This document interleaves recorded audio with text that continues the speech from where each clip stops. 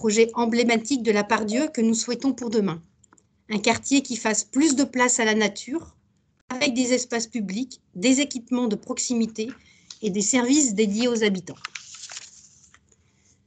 Les enjeux du projet vont maintenant vous être rappelés et je vais laisser la parole à M. Nicolas Husson, adjoint au maire de Lyon, délégué à la nature, la biodiversité, la protection animale. Je vous remercie.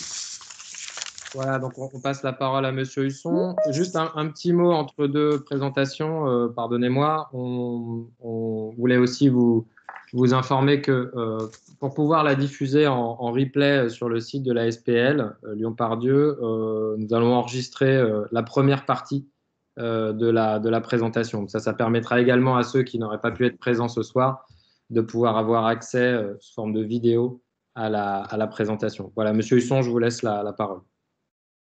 Merci. Mesdames, Messieurs, bonsoir. Je suis effectivement adjoint au maire de Lyon, délégué à la nature en ville et à la biodiversité. La ville de Lyon et la métropole ont choisi de faire de la végétation un axe fort durant ce mandat, avec la création de nouveaux parcs, comme le Grand Parc des Balmes, que vous découvrirez progressivement sur 80 hectares, ou la colline urbaine à la Confluence, sur une superficie de 5 hectares. L'extension de nouveaux parcs, comme à Blandan, Gerland ou ici, Mandela, qui permettra une augmentation de la superficie de 1,2 hectare pour ce parc déjà existant en partie, soit un parc de 4 hectares au total. Ça permettra également de relier les parcs entre eux grâce au développement de liaisons vertes, de développer la nature dans les écoles, les crèches, vraiment faciliter la nature pour la rendre accessible aux activités de végétalisation citoyenne et en diversifiant les paysages, par exemple avec des vergers. Cette volonté politique qui se concrétise par un triplement du budget des espaces verts, oui, vous avez bien entendu, un triplement qui sera voté prochainement au conseil municipal, doit permettre de favoriser la biodiversité, de réduire les îlots de chaleur urbains et de favoriser la perméabilité des sols. Le redéveloppement de la nature représente en effet l'un des principaux leviers pour lutter contre les effets du réchauffement climatique. Et quand on sait qu'il faut 10 à 20 ans pour que les arbres grandissent, il faut s'y prendre dès maintenant. C'est donc un mandat pour planter, et nous avons commencé avec 9 vergers. Vous avez peut-être eu déjà l'occasion de le découvrir dans le 3e arrondissement, sur le parc Kaplan, et 7500 arbres qui seront plantés d'ici la fin du mois de mars. Le projet Nelson Mandela sera le pendant de la forêt bouchue à l'ouest du quartier de la Part-Dieu, et nous serons volontaires, évidemment, pour qu'au sol facile développé sur le quartier de la Part-Dieu s'ajoute le sol fertile. Aussi, l'une des priorités sur ce nouvel espace, qui a d'ailleurs été souhaitée lors de la concertation préalable, comme le rappelait la maire du 3e, Véronique Dubois-Bertrand, est bel et bien de proposer un espace très végétalisé et très arboré. C'est évidemment une gageure, car l'espace, malgré sa superficie, reste un espace de mobilité du fait du tram et de la rue Félix-Faure, doit proposer des fonctions aux habitants, aux salariés, aux jeunes, des fonctions aujourd'hui absentes du quartier, comme un espace sportif et les aires de jeu pour les plus jeunes. Une des fonctions souhaitées également, c'est de permettre la rencontre, car c'est aussi l'une des fonctions premières des espaces verts dans la ville, et bien évidemment d'intégrer l'eau dans tout ce dispositif de végétalisation des parcs à travers la ville. Le choix de l'équipe de maîtrise d'œuvre a fait l'unanimité parmi les élus, car le projet proposé par l'équipe de d'ici là permet de rendre compte de l'ensemble de ces objectifs. Elle est là ce soir pour vous présenter l'avant-projet, pour un lancement des travaux en 2023 et une livraison en 2024. Je vous remercie et je donne donc la parole à la SPL Lyon-Part-Dieu et à la maîtrise d'œuvre pour la présentation de ce beau projet. En vous souhaitant une bonne soirée. Merci monsieur. Effectivement, donc Adé Liberté de la SPL va reprendre la parole pour nous présenter les enjeux liés directement au projet.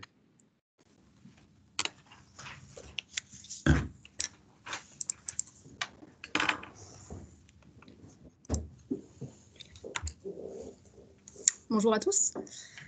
Donc de mon côté, je vais vous faire un rapide historique pour resituer l'opération dans son contexte urbain, pour ceux qui ne la connaîtraient pas très bien jusqu'à maintenant.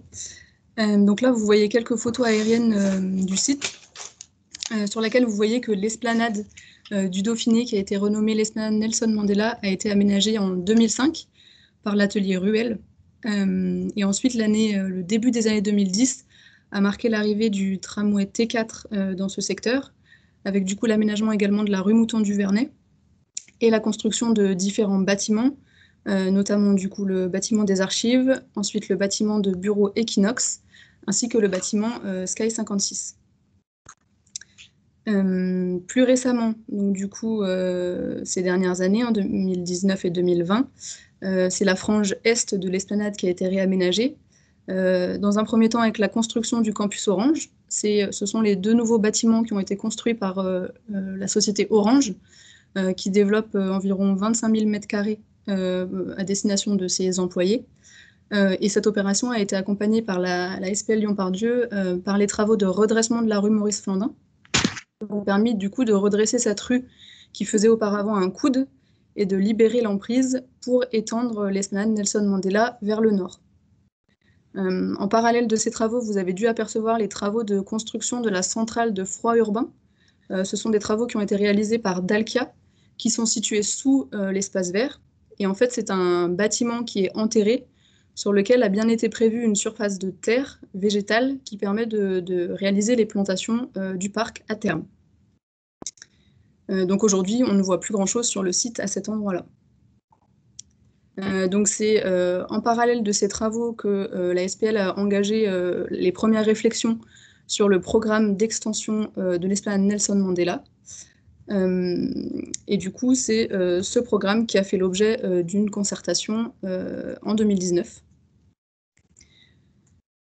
Donc cette concertation, elle a été menée en différents temps, auxquels vous avez pu participer. Il y a eu, un peu sur le même principe que cette réunion, une première réunion d'information, mais qui avait pu se tenir aux archives. S'en sont suivis différents ateliers en salle, qu'on avait appelés ateliers cartes sur table, ainsi que des mini-chantiers qui permettaient un petit peu de se projeter dans le parc et son extension. Et pour finir, on avait organisé une journée de restitution qui nous avait permis d'échanger autour des enjeux et des scénarios d'aménagement qui avaient pu être du coup identifiés dans le cadre de cette concertation. Donc sur la slide suivante, je vais revenir sur les enjeux qui du coup sont issus de cette première concertation qu'on a synthétisé sur cette image. Donc il y a 4 enjeux forts qui étaient ressortis de cette première phase de concertation. Le premier enjeu fort qui était ressorti, c'était d'offrir un îlot de fraîcheur via cette extension de l'esplanade Nelson Mandela, notamment au travers d'espaces végétalisés, d'espaces ombragés, mais également au travers de la présence de l'eau, qui est un élément qui est beaucoup revenu dans le cadre de cette première concertation. Le deuxième enjeu fort qui était ressorti, c'était l'enjeu de pouvoir retrouver une continuité piétonne sur cette extension de l'esplanade, notamment en réduisant les ruptures liées à toutes les mobilités qui traversent cette esplanade, notamment l'avenue Félix-Faure. Le troisième enjeu, c'était également d'ouvrir les pratiques sportives au plus grand nombre. Ce qui est beaucoup revenu dans le cadre de la concertation, c'est le principe d'avoir des équipements sportifs et des espaces sportifs pour un public varié, multigénérationnel, et de pouvoir continuer à proposer des mobiliers de convivialité. Et enfin, le dernier enjeu fort qui avait été identifié, c'est le fait de créer une vraie identité à ce site, et du coup de pouvoir proposer un aménagement qui est évident et qui regroupe à la fois l'esplanade existante et sa future extension. Et qu'en termes de lisibilité, ça soit un seul espace, à terme. Donc, voilà pour les enjeux qui étaient issus de la première phase de concertation. Ces enjeux, nous les avions traduits dans un scénario. En fait, différents scénarios avaient été présentés et c'est vraiment ce scénario qui a été privilégié à l'issue de la concertation. Ce scénario d'aménagement, il repose du coup sur différents principes. Ces grands principes, c'est que ce scénario d'aménagement prévoit la poursuite de la bande équipée qui existe aujourd'hui sur l'esplanade le long de la rue Jeanne Hachette, du coup le long de la rue Flandin vers le nord. Ce scénario prévoyait aussi de planter très densément sur la pointe nord de l'extension. Et en partie centrale de cette extension, ce scénario prévoyait la présence de l'eau et le principe d'avoir un espace un petit peu plus dégagé qui peut accueillir des animations. Enfin, ce scénario prévoyait de faciliter les traversées sur Félix-Faure et de venir compléter et améliorer l'aménagement existant de l'esplanade et du square Alban Vistel qui se situe à l'arrière du Fort Montluc. Donc c'est ce scénario sur lequel la SPL a basé son choix pour retenir une équipe de paysagistes en charge de la conception du parc. Et du coup, en termes de calendrier, sur la dernière slide que je vais vous présenter, on voit apparaître du coup en 2019 l'étape qui a été franchie avec le programme et la concertation au stade du programme. En 2020, la SPL s'est attelée à consulter une maîtrise d'œuvre et du coup à faire un choix d'une équipe. Et c'est du coup l'équipe pilotée par les paysagistes d'ici là qui vont prendre la parole à la suite et qui vont pouvoir vous présenter leur projet. Et du coup, là, cette année 2021, elle est marquée par le démarrage des études du coup de maîtrise d'œuvre. Dans un premier temps, l'équipe a en charge la production d'un avant-projet qu'on souhaite faire valider politiquement avant l'été, donc en juin. Et en parallèle de cela, c'est pour ça qu'on organise la phase de concertation pour que cet avant-projet soit le plus concerté possible. Et ensuite, suite à cela, s'en suivront des études un petit peu plus techniques et la consultation des entreprises de travaux, avec en fait pour objectif de pouvoir démarrer les travaux à l'automne prochain, donc l'automne de l'année 2022, pour que les travaux ne concernent qu'un seul été, à savoir l'été 2023, et que l'extension du parc puisse être livrée avant l'été 2024. Voilà. Nous avons également pour objectif de pouvoir préfigurer certains aménagements, notamment de pouvoir anticiper des plantations dès cet automne ou cet hiver, voilà, pour que les plantations puissent se développer et qu'en 2024, elles aient déjà eu la capacité de grandir. Voilà pour les éléments de planning de cette opération. Du coup, je laisse la parole à l'équipe de maîtrise d'œuvre. Merci beaucoup. Et en effet, on va passer la parole à Claire Trapenard et Pauline Lefebvre. Et Claire va commencer par nous présenter l'agence et le groupement. Bonsoir, bonsoir à tous. Merci d'être aussi nombreux là, pour cette première rencontre. Donc effectivement, d'ici là est mandataire du groupement donc, qui va amener sur la fabrication, la co-construction de ce projet jusqu'en 2024. On est donc une équipe voilà, de 5 prestataires. Diluvial nous accompagne sur la question, la partie fontainerie et le sujet de l'eau. Nous avons l'atelier Coup d'éclat qui est le concepteur lumière, voilà, et Aude sur l'expertise développement durable, Site Études, donc qui est un bureau d'études VRD implanté à Lyon, et donc des DAL qu'on ne présente plus, qui s'occupent de la concertation et de l'animation. Voilà, donc c'est ce groupement là aujourd'hui qui travaille sur le projet de l'esplanade et qui donc travaille sur l'avant-projet. Juste parce qu'on ne se connaît pas aujourd'hui beaucoup, je vais vous présenter deux références d'ici là. La première, elle concerne un parc ouvert qu'on a réalisé à Saint-Denis, voilà, qui a la particularité d'être complètement ouvert sur le quartier, qui est plutôt encadré de bureaux, essentiellement de bureaux, donc qui a vocation en fait à être un lieu voilà, qui est très fréquenté, notamment sur les temps de midi, avec voilà, un flux important de salariés qui viennent déjeuner, s'installer. On a concentré en fait plutôt une valorisation de typologie de milieu naturel dans ce cœur de quartier assez dense, avec une lisibilité des parcours, des rives, une sorte de contraste en fait entre ces rives assez construites et une vraie place aux continuités naturelles et aux espaces de nature pour valoriser un certain nombre de typologies d'ambiance. Le second projet qu'on voulait vous présenter, c'est un jardin qu'on a fait sur le plateau de Saclay, à Gif-sur-Yvette, donc autour du campus, du grand campus et notamment autour de l'école centrale, qui est toujours dans une dynamique qui est plutôt effectivement de laisser une part belle à la question et à la place de la nature et de la typologie de milieux riches aujourd'hui en biodiversité, avec une vraie valorisation aussi de l'existant, puisqu'on a hérité de bosquets d'arbres assez importants qu'on a su intégrer dans le projet futur, et une manière d'investir sur la question des usages, d'investir de manière très légère et assez simple et sobre pour offrir des lieux sur lesquels les étudiants viennent s'installer, et des micro-programmes, des micro-lieux qui racontent plutôt une programmation sportive. Là, on voit sur l'image notamment des tables de ping-pong. Voilà, donc c'est deux références, ça nous semble important de vous les présenter aussi, voilà, parce qu'aujourd'hui, on a besoin aussi de vous transmettre des choses sur voilà, l'esplanade, comment est-ce qu'on démarre ce projet, qu'est-ce qu'on a investi déjà au moment de l'offre, de la première offre qu'on a faite et donc qui a été choisie, et comment est-ce qu'on poursuit. Julien, je veux bien que tu poursuives sur la slide suivante. Donc l'idée, c'est effectivement d'investir ce sujet de l'esplanade comme un sujet global qui relie du nord au sud un certain nombre d'espaces. Donc évidemment, aller chercher le square Alban Vistel, l'esplanade Nelson Mandela et la pointe nord. C'est un projet d'ensemble, c'est un projet qui va se faire en collaboration donc avec les élus, les services et évidemment les usagers du site, voilà, au quotidien ou événementiel. Et c'est une co-construction qui va se faire jusqu'à l'été 2024.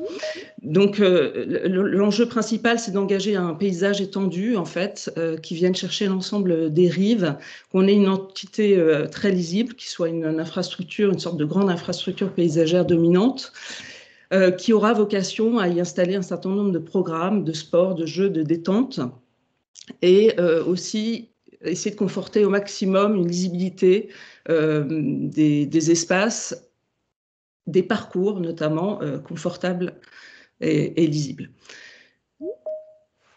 Donc c'est ce paysage liant, c'est voilà l'identité d'un parc. Donc c'est vraiment une volonté de construire cette épaisseur grâce au végétal, cette épaisseur de nature qui forme cette infrastructure. C'est renouveler effectivement les plantations existantes, puisqu'on est sur un vocabulaire déjà présent en partie sur la partie sud. C'est la mise en place de végétaux adaptés qui permettent d'avoir voilà, un positionnement très clair sur qu'est-ce que va devenir ce paysage dans les années futures. C'est aussi installer un vrai dialogue avec les services sur une dimension de gestion différenciée pour favoriser au maximum un paysage naturel. Et c'est aussi installer un vrai rapport sur les sols avec une lecture des topographies assez fine, et voilà, un projet qui va se construire de cette façon-là pour fabriquer l'identité de ce parc. C'est aussi donc rendre des espaces capables d'être programmés. On a, à travers ce grand paysage liant, imaginé que finalement, ce qui pouvait relier tout cela, c'est d'imaginer une esplanade centrale, une sorte de centralité, un lieu qui est une sorte de sol libre, qui évidemment insère toutes les fonctionnalités de l'avenue Félix-Faure actuelle. C'est une sorte d'espace capable qui sera le lieu de rencontre, un lieu sur lequel pourra s'installer des food trucks, s'installera la fontainerie, le miroir d'eau. C'est sans doute le lieu de l'événement. Donc on avait évoqué la question de l'eau de manière plus générale, mais on y reviendra. Comment est-ce qu'on investit ce sujet, et pourquoi pas sur de la brumisation, en tous les cas, vraiment accentuer la notion de confort et d'îlot de fraîcheur. C'est aussi cette promenade donc, qui effectivement est une donnée de programme.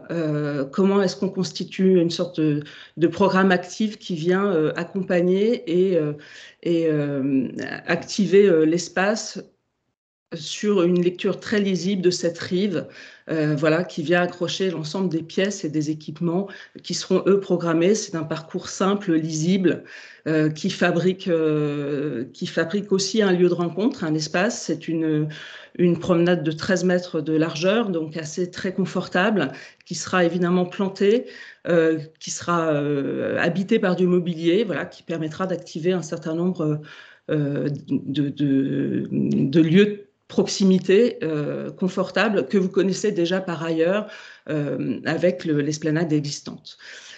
Donc l'idée, c'est vraiment de le conforter et d'avoir cette continuité au niveau de la rue Flandin qui a déjà entamé sa transformation et qui deviendra une sorte de lien et de continuité vers le quartier au nord. C'est aussi donc des lieux qui seront programmés, donc c'est un peu les sujets de discussion aussi d'aujourd'hui. Comment est-ce qu'on arrive à programmer ces pièces en fait qui s'installent dans ce paysage liant? Il y a plusieurs pièces aujourd'hui qui sont dessinées, qui sont de l'ordre des petits enjeux, de petits programmes comme le ping-pong ou encore des jardins qui pourraient devenir pédagogiques où on installe un vocabulaire qui puisse activer en fait une dimension pédagogique. C'est aussi des lieux sportifs avec une pièce qui aura plus cette identité-là, avec dédiée aux pratiques sportives, plateau multisport, espace de glisse ou autre. C'est aussi cette grande prairie qui aujourd'hui est très active et qui a beaucoup d'usages. Donc c'est le lieu des pratiques libres. Voilà, quelles animations, qu'est-ce qu'on envisage en fait d'intégrer d'un point de vue événementiel. Le béton de l'aire de jeu. Pardon, j'ai entendu quelqu'un. C'est aussi donc la clairière. En fait, on a cet exercice finalement assez complexe mais très motivant d'intégrer l'esplanade actuelle, c'est-à-dire ces jardins d'enfants en fait qui sont là sur la partie sud. On envisage en fait déjà d'intervenir sur vraiment de la désimperméabilisation des sols et de réinsister sur la fabrication de lieux, de micro-lieux comme ça, sur un renouvellement sans doute de cette aire de jeu. Et c'est aussi la question du square Allemand Vistel, qui aujourd'hui présente donc l'aire canine et doit en tous les cas poser la question des usages et de l'interaction de tous ces usages dans cet espace qui est assez grand, qui fait pas loin de 9000 m². Voilà ce dont on peut parler aujourd'hui. Ces lieux programmés, ils ont l'avantage en fait d'avoir donc une certaine forme et donc une surface qu'on pourra investir par des programmes. La définition de l'esplanade, de ce lieu central là qui est un lieu très apaisé sur lequel la circulation automobile traverse, mais a vocation à être très apaisée. C'est un lieu partagé qui peut devenir aussi le lieu du quotidien comme celui de l'événementiel. Ce sont les images que vous avez sur votre droite. C'est voilà, comment est-ce qu'on investit le fait d'aller manger à l'esplanade sur cet espace central, y sortir avec voilà, peut-être des événements ou des situations qui permettent d'investir l'espace public d'une autre manière à certains moments pour des événements un peu particuliers. C'est aussi des micro-espaces, donc je reviens sur le jardin pédagogique où là on a vraiment des entités qui peuvent permettre l'activation d'autres programmes et assez variés. Le parc sportif, je ne reviens pas dessus, et donc cette clairière au cœur de l'esplanade sud qui regroupe l'ensemble des jeux à renouveler. Voilà. La suivante, donc pour la vision en plan qui est assez simple, on se rend bien compte en fait qu'il y a ces épaisseurs de lisière qui sont extrêmement importantes. Donc l'idée c'est de conforter en fait une strate arborée assez forte qui permette de faire le lien et d'offrir un horizon et une forme de Nelson Mandela dans une vision vraiment parc. Et ça, voilà, je pense qu'il y a un consensus qui s'est fabriqué en fait autour de ce positionnement-là. Ce sont ces épaisseurs auxquelles on sera très vigilant et ces épaisseurs acceptent en fait à l'intérieur des pièces qui sont programmées voilà, qui sont les pièces que je vous ai décrites précédemment. L'esplanade au cœur, la promenade sur la rive est, la grande prairie qui est en fait la prairie confortée existante, la petite clairière qui est l'espace en fait réservé aux jeux actuels, qui serait l'espace renouvelé de jeux pour enfants, le parc sportif sur la partie nord, le jardin pédagogique et d'autres aires pour d'autres usages sur la pointe nord. Voilà, donc c'est un parc qui est destiné à être vivant, programmé, productif en termes de biodiversité et de valorisation d'un lieu de nature en cœur de ville, avec une certaine puissance sur une véritable place en fait, laissée à la nature. Pour finir, une image assez simple qui raconte en fait cette lisibilité de grandes pièces assez évidentes et d'un rapport de franges et de traits plantés, d'être vraiment dans un cocon, une dimension de parc sur toute l'épaisseur en fait de Nelson Mandela. Merci Claire. C'est Pauline Lefebvre qui va prendre la suite pour dire un mot sur les actions de préfiguration. Juste avant de passer la parole à Pauline, pour vous dire qu'il y a déjà quelques mains levées sur les questions. On vous fait encore patienter un petit peu. Il restera la partie concertation à présenter et ensuite on prend vos questions. Merci. Donc très rapidement, je vais vous évoquer les actions de préfiguration puisque c'est un parc qui va se construire en plusieurs étapes, donc à travers 3 temps de préfiguration qui ont vocation à installer des valeurs d'usage et de confort d'ici la livraison à l'été 2024. Dans un premier temps, en activant des nouvelles pratiques à travers l'usage et la mise en place de mobilier, notamment de pique-niques, plutôt dédiés au sport ou à la détente. Dans un deuxième temps, sur la slide suivante, on envisage d'anticiper les plantations, comme a pu l'évoquer la SPL. Donc le principe et l'objectif, c'est vraiment de définir une infrastructure végétale qui sera l'infrastructure définitive et d'expérimenter en fait comment redéfinir cette strate à l'échelle de l'espace public. Dans un troisième temps, l'idée c'est d'engager la présence de l'eau à travers un dispositif de brumisation qui aura vocation à animer l'espace public, notamment sur l'été 2022. Merci Pauline. On reprend la main de notre côté pour vous présenter les actions de concertation qui vont venir sur cette année. Quelques mots en généralité sur les enjeux. Suite aux présentations qui ont été faites, on voit bien qu'il est nécessaire, nous, de s'inscrire dans la continuité de ce qui a déjà été fait, évidemment.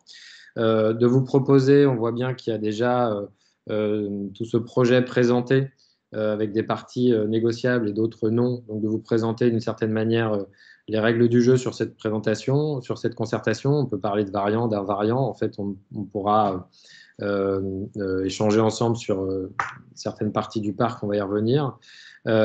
Des parties sur lesquelles on va pouvoir définir plus précisément en fait, des usages, des types d'aménagement, des typologies. L'objectif pour nous aussi, c'est de proposer des actions qui soient régulières et nous présenter des choses qui puissent être adaptées également au contexte dans lequel on se trouve. C'est-à-dire que là, les réunions publiques de ce type-là, les réunions en salle de type atelier, on ne pourra pas en faire. Donc, ce qu'on va proposer, c'est plutôt des actions de terrain. Donc, on va y revenir. Donc, des activités en complément de la préfiguration qui vont permettre de s'adapter à ce contexte. Pauline et Claire ont déjà esquissé ce que je vais dire, mais donc on voit en fait que notre terrain de jeu sur la concertation, c'est celui de la structure de projet qui a été définie autour du paysage liant, autour de l'esplanade centrale, de la notion de promenade aussi.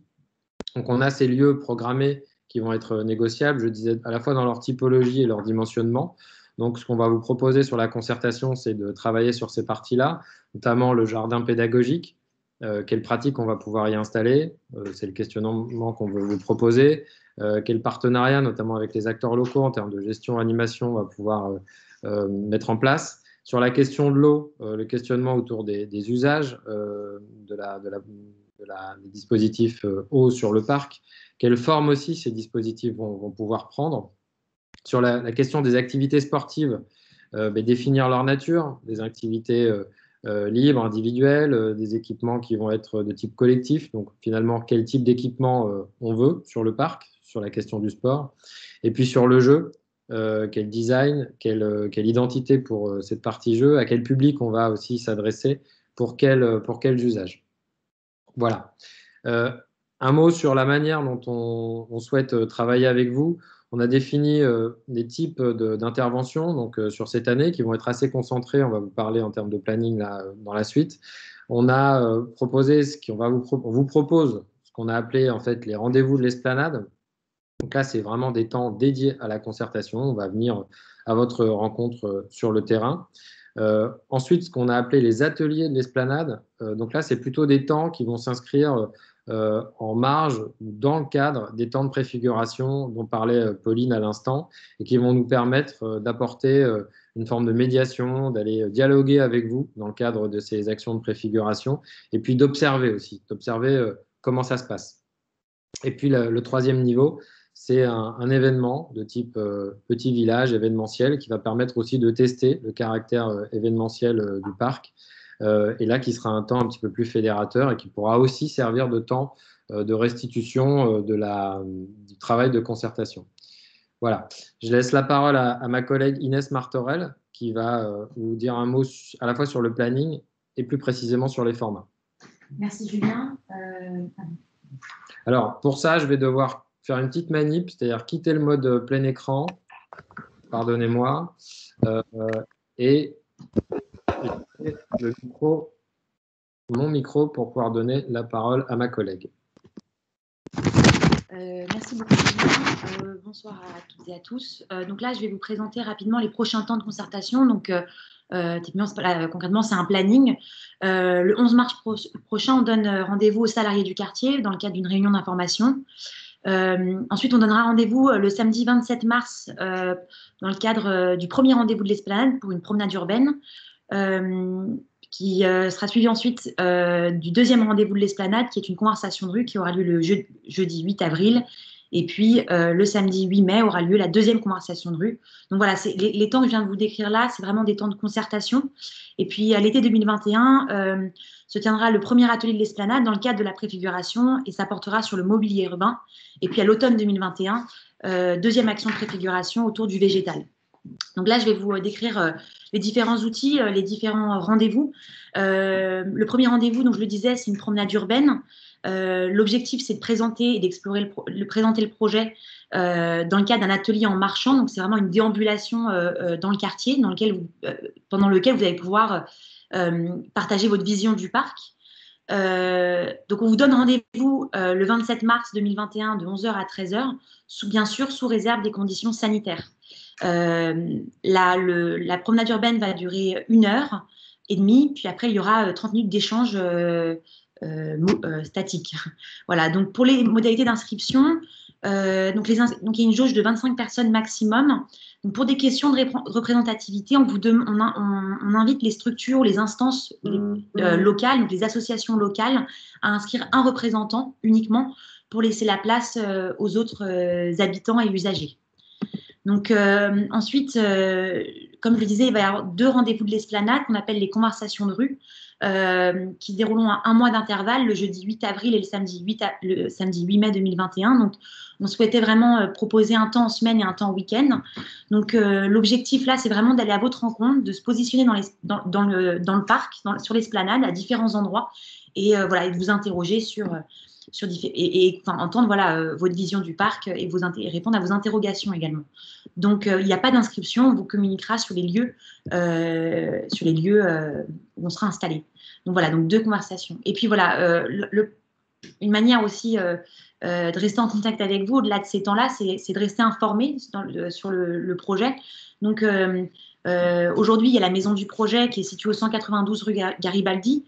Donc, bien sûr, la question de sa réouverture se pose en fonction du contexte sanitaire, mais sinon, vous pouvez très bien aller sur le site internet qui